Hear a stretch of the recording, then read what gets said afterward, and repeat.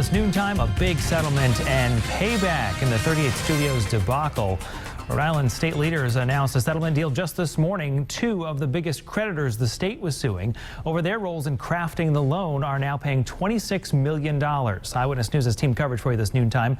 Reporter Ted Nisi with an in-depth look at what today's settlement means for taxpayers. First, though, Steph Machado is live in Providence with the details of the deal. Well, the state has now settled with Wells Fargo and Barclays for about $25.6 million. Now, the lawsuit isn't over yet. There are still a number of defendants scheduled to go to trial this fall, but this is by far the largest settlement so far in the case. And we just spoke with the mediator who helped negotiate it. Retired Judge Francis Darrigan came back to mediate this case. He called it a grueling negotiation. He says the state wanted more money and the creditors wanted to pay less. We were able to strike an agreement. As I said, the agreement wasn't lauded by everybody as being wonderful, but it was an end to a very, very contentious litigation, the cost of which would have been compounded if the matter had gone to a jury trial before Judge Silverstein, and that was part of it. And the judge said he is still in talks with the attorneys for the remaining defendants. That includes Curt Schilling, and he says he does think those talks will result in settlements. Now, he said it may be a stretch for the state to recoup all the money it lost in the 38 Studios deal, but he still thinks settlements are a better alternative to the jury trial scheduled for October, where he says conceivably the state could lose and get nothing. We'll continue to follow this story all day and have an update for you on Eyewitness News Live at 5. Reporting live. And our in-depth coverage continues now with WPRI.com reporter Ted Nisi. He's been tracking the 38 Studios deal for more than 6 years now. Feels like half my life. Yes, without a doubt. A lot of numbers just today. A lot of it can also be confusing because of the size of these numbers. Well, what can you break down for us? Yeah, so we've put together a breakdown, Brian, that I think will help folks at home kind of keep track of all the facts and figures we've been throwing at you. Let's take a look.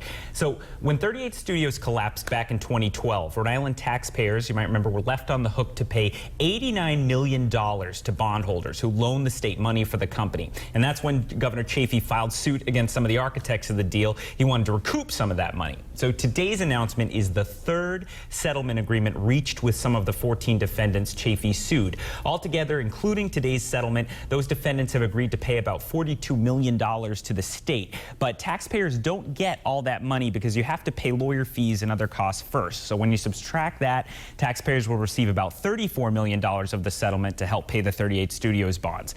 So breaking all that down, with today's news, we estimate settlement money is on track to cover almost 40% of that original $89 million owed by the state and taxpayers for 38 Studios. All right, so if you do some of the math, that leaves taxpayers with another $55 billion. Any chance that we'll see the rest of that in other settlements? Well, I think Steph Machado kind of alluded to that in her piece just there. That's really the $89 million question we all have. 6 of the original 14 defendants Chafee sued still haven't agreed to settle. That includes Curt Schilling and other executives and 2 other companies. But many people believe the biggest money was going to come from these 2 big banks who settled today, Wells Fargo and Barclays. They have the deepest pockets, but the other 6 are set to go to trial in October, and there's no telling what the outcome will be. So certainly it looks unlikely at this point that we'll get back, as Judge Darrigan said, all the money the taxpayers owe, but it is eating a significant chunk of it at this point. And this is considered a significant step in that process. Yes, absolutely. This was a big one. Wells Fargo has been fighting hard, and so to see them agree to settle is certainly a big development in this case. All right, Ted Nisi, always a pleasure to have you break it down for us. If you've been following him on Twitter as well, all the details there throughout the morning. 38 Studios has been a huge story, of course. Our Eyewitness News team coverage, it continues throughout the day, including Target 12 investigators digging deeper into today's settlement for you.